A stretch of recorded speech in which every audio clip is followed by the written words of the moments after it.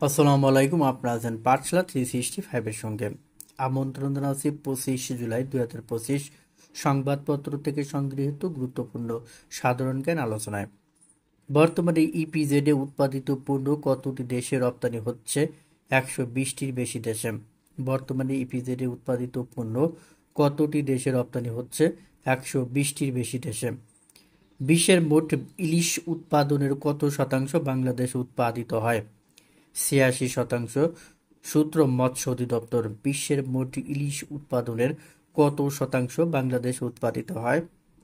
86%। সূত্র মৎস্য অধিদপ্তর। 2024-25 বছরে মংলা কাস্টম হাউস কি পরিমাণ রাজস্ব সংগ্রহ করেছে?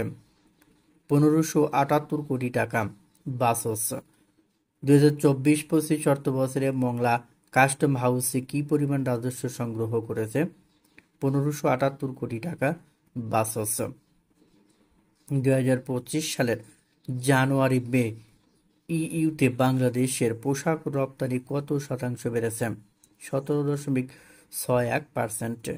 2025 সালের জানুয়ারি-মে ইইউতে বাংলাদেশের পোশাক রপ্তানির 17.61% বেড়েছে।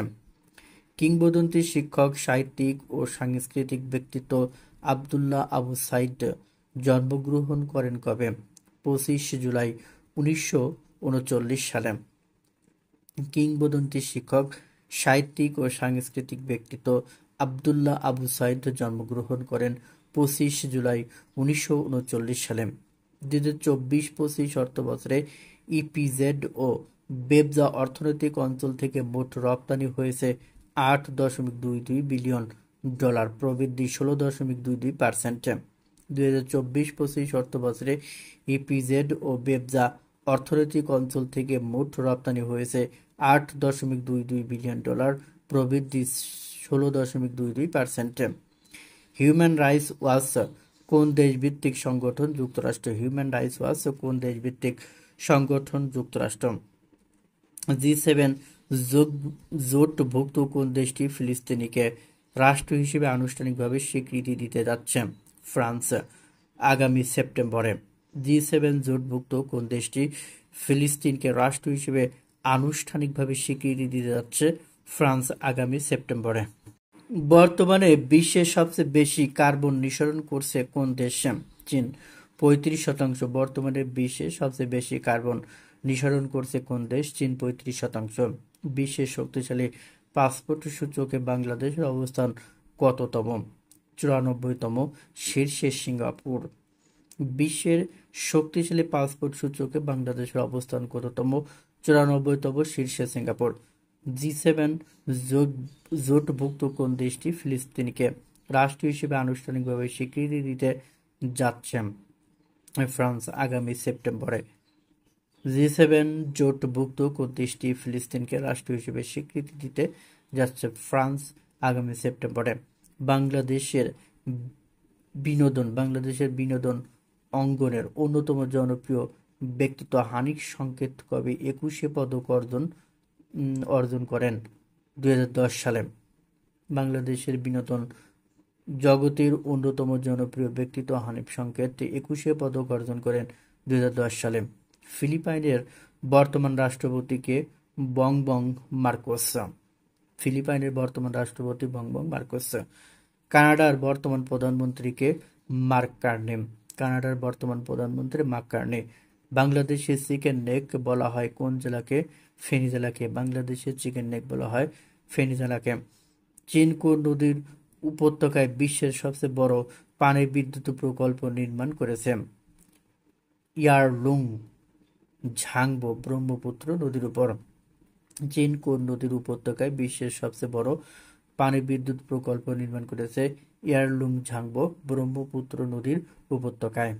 সরকারি ও স্বায়ত্তশাসিত কর্মকর্তা কর্মচারীদের জন্য নতুন বেতন কাঠামো নির্ধারণ করতে গঠন করা হয়েছে বেতন কমিশন। সরকারি ও স্বায়ত্তশাসিত কর্মকর্তা কর্মচারীদের জন্য নতুন বেতন কাঠামো নির্ধারণ করতে গঠন করা হয়েছে বেতন কমিশন। সরকারি কর্মচারীদের জন্য গঠিত বেতন কমিশনের প্রধান সাবেক অর্থ সচিব জাকির আহমেদ খান। সরকারি কর্মচারীদের জন্য গঠিত বেতন কমিশনের প্রধান সাবেক অর্থ সচিব জাকির আহমেদ খান। উপদেষ্টা পরিষদের বৈঠকে রাষ্ট্রীয় সম্মাননা দেওয়ার সিদ্ধান্ত হয়েছে মাইলস্টোন স্কুলের দুজন শিক্ষক মাহিরিন চৌধুরী ও মাসুকা বেগমকে। পাল্টা শুল্ক নিয়ে যুক্তরাষ্ট্রের সঙ্গে বাংলাদেশের তৃতীয় দফার আলোচনা অনুষ্ঠিত হবে 29 জুলাই অনলাইনে। সম্প্রতি সীমান্ত নিয়ে দ্বন্দ্বে লিপ্ত হয়েছে থাইল্যান্ড ও কম্বোডিয়া। থাইল্যান্ড ও কম্বোডিয়ার মধ্যে সীমান্ত রয়েছে 817 কিলোমিটার। এমারেন্ট ট্রায়াঙ্গেল মিলিত হয়েছে থাইল্যান্ডে, কম্বোডিয়া ও লাওসের সীমানা। থাইল্যান্ড ও কম্বোডিয়ার সীমানা বিরোধ শুরুর কারণ 11 শতকে নির্মিত প্রহ মন্দির নিয়ে। সম্প্রতি 500 আরোহী নিয়ে বিমান বিধ্বস্ত হয়েছে রাশিয়ায়। চীনের সিলিকন ভ্যালি বলা হয় যে শহরকে শেনজেন। চীনের সিলিকন ভ্যালি বলা হয় যে শহরকে শেনজেন শহরকে। জনসংখ্যা নীতি 2025-এর তথ্য মতে বর্তমানে দেশে প্রতি বর্গ কিলোমিটারে বাস করে 1119 জন। বর্তমান বিশ্বের সবচেয়ে বুদ্ধিমান এআই গ্রক ফর চ্যাটবট। বর্তমান বিশ্বের সবচেয়ে বুদ্ধিমান এআই হলো গ্রক ফর চ্যাটবট। বর্তমানে বাংলাদেশ ব্যাংকের নীতি সুদ হার পলিসি ইন্টারেস্ট রেট 8%, পূর্বে ছিল 8.50%। ন্যাটো এর পূর্ণরূপ north Atlantic treaty organization. North Atlantic treaty organization NATO প্রতিষ্ঠিত হয় 4 এপ্রিল 1949 সালে। ন্যাটো প্রতিষ্ঠিত হয় 4 এপ্রিল 1949 সালে। ন্যাটো শীর্ষ সম্মেলন 2025 যে শহরে অনুষ্ঠিত হয় হেগ, নেদারল্যান্ডস, 24 থেকে 25 জুন। ন্যাটো শীর্ষ সম্মেলন 2025 যে শহরে অনুষ্ঠিত হয় নেদারল্যান্ডসের হেগ শহরে 24 থেকে 25 জুন। ন্যাটো একটি সামরিক জোট। ন্যাটো একটি সামরিক জোট। ন্যাটো এর সদস্য দেশ 32টি। ন্যাটো এর সদস্য দেশ 32টি। ন্যাটো এর সর্বশেষ সদস্য দেশ সুইডেন 7 মার্চ 2024। ন্যাটো এর সর্বশেষ সদস্য দেশ সুইডেন 7 মার্চ 2024। ন্যাটোর সদর দপ্তর অবস্থিত ব্রাসেলস, বেলজিয়াম। ন্যাটোর সদর দপ্তর ব্রাসেলস, বেলজিয়াম। ন্যাটোভুক্ত মুসলিম দেশ দুটি, তুরস্ক ও আলবেনিয়া। ন্যাটোভুক্ত মুসলিম দেশ দুটি, তুরস্ক ও আলবেনিয়া। ন্যাটোর বর্তমান মহাসচিব মার্ক রুটে। ন্যাটোর বর্তমান মহাসচিব মার্ক রুটে। ন্যাটোর শীর্ষ সম্মেলন 2025-এর মূল লক্ষ্য ছিল সদৃশ্য রাষ্ট্রগুলোর প্রতিরক্ষা ব্যয় জিডিপি এর 5% উন্নীত করা। 2026 সালে ন্যাটোর শীর্ষ সম্মেলন অনুষ্ঠিত হবে আঙ্কারা, তুরস্ক। 2026 সালে ন্যাটো শীর্ষ সম্মেলন অনুষ্ঠিত হবে আঙ্কারা, তুরস্ক। ন্যাটোর প্রতিষ্ঠাকালীন সদস্য ছিল 12টি। ন্যাটোর প্রতিষ্ঠাকালীন সদস্য 12টি। ন্যাটোর অফিসিয়াল ভাষা 2টি, ইংরেজি ও ফ্রেঞ্চ। ন্যাটোর অফিসিয়াল ভাষা 2টি, ইংরেজি ও ফ্রেঞ্চ। ন্যাটোভুক্ত ইউরোপের বাহিরের দেশ 3টি, তুরস্ক, কানাডা, যুক্তরাষ্ট্র। ন্যাটোর অনুচ্ছেদ 14টি। ন্যাটোর 5 নং অনুচ্ছেদে বলা হয়েছে যৌথ নিরাপত্তার কথা। ন্যাটোর 10 নং অনুচ্ছেদে বলা হয়েছে ন্যাটোর সদস্য হওয়ার সুযোগ সম্পর্কে।